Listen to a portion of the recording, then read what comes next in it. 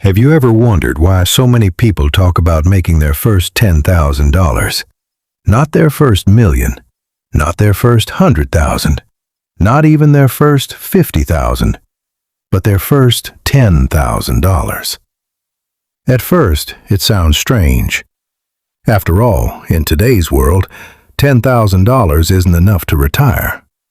It's not enough to buy a luxury house.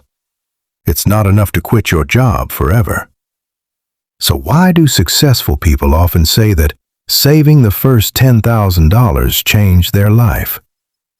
Because the real power of $10,000 has almost nothing to do with the money itself. The real power is what happens inside your mind. And honestly, most people never realize this until they experience it themselves.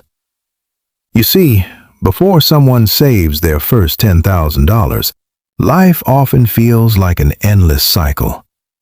Money comes in, money goes out. A paycheck arrives. Bills take most of it.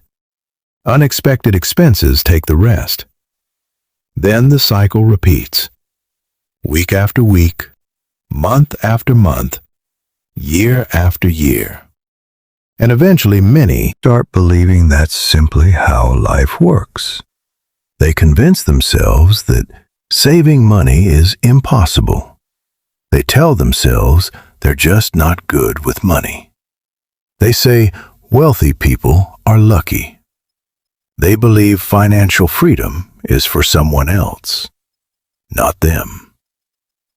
But then something interesting happens. One day they save their first $100, then $500, then $1,000, then $3,000, then $5,000, and suddenly something changes.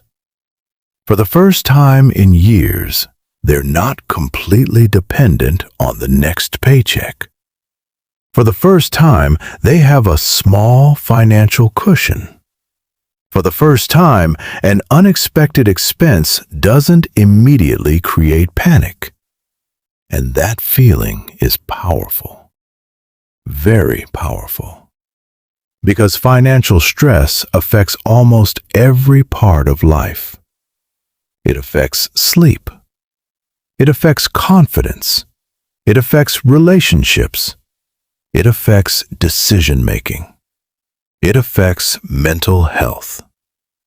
Many people don't realize how much energy they spend worrying about money until they finally stop worrying every single day.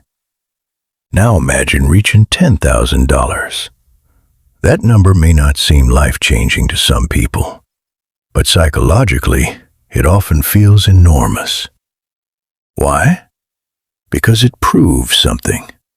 It proves you can delay gratification. It proves you can be disciplined. It proves you can commit to a long-term goal. It proves you can build something instead of consuming everything. And that proof changes how you see yourself. Before $10,000, many people see themselves as struggling. After $10,000, they start seeing themselves as builders. And identity is incredibly important because people act according to who they believe they are.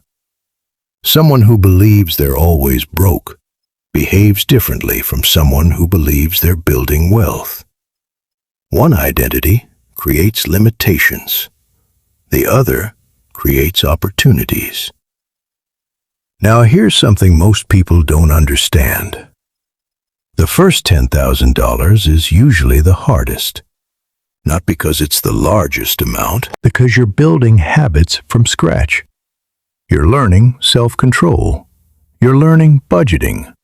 You're learning patience. You're learning consistency. You're learning how to say no. And those skills are worth far more than the money itself. Because once you've developed those habits, future savings often come faster. Think about building a house. The foundation takes time. It's difficult. It's messy. It's not exciting. But once the foundation is complete, everything else becomes easier. The first $10,000 works the same way. It's the foundation of financial confidence. And confidence changes everything. Suddenly, you start making different decisions. You stop buying things just to impress people. You stop chasing every trend. You stop making emotional purchases. You start thinking long-term. You start asking bigger questions. Questions like, how can I increase my income? How can I invest? How can I create multiple income streams? How can I build real wealth? And those questions are powerful because better questions create better outcomes. Now let's talk about something even more important. Options. Most people think money buys things, but what money really buys is options. When you have no savings, your options are limited. You stay in jobs you dislike. You tolerate situations you hate. You delay dreams because you can't afford risk. Everything feels restricted. But when you save $10,000, new possibilities begin to appear. Maybe you can start a side business. Maybe you can take a course. Maybe you can move. Maybe you can invest. Maybe you can take advantage of opportunities that weren't available before. That's why financial security feels so powerful. It's not about the money sitting in an account. It's about what that money allows you to do. Now here's where things get really interesting. Many people assume happiness comes from spending money. But after reaching $10,000, something surprising often happens. People begin enjoying saving. Seriously, watching the number grow becomes satisfying. Progress becomes addictive. Building becomes exciting. Because humans love momentum. And once momentum starts, people naturally want more. That's why many individuals who save their first $10,000 eventually save $25,000, then $50,000, then $100,000. Not because they're obsessed with money, because they've fallen in love with progress. And progress changes everything. Now let's talk about fear. Fear controls many financial decisions. Fear of losing money. Fear of failure, fear of uncertainty, fear of taking risks. But savings reduce fear. Not completely, but enough. Enough to think clearly, enough to be patient, enough to avoid desperate decisions, enough to focus on opportunities instead of survival. And that's a massive advantage. Because the best decisions are rarely made from panic. They're made from clarity. They're made from confidence.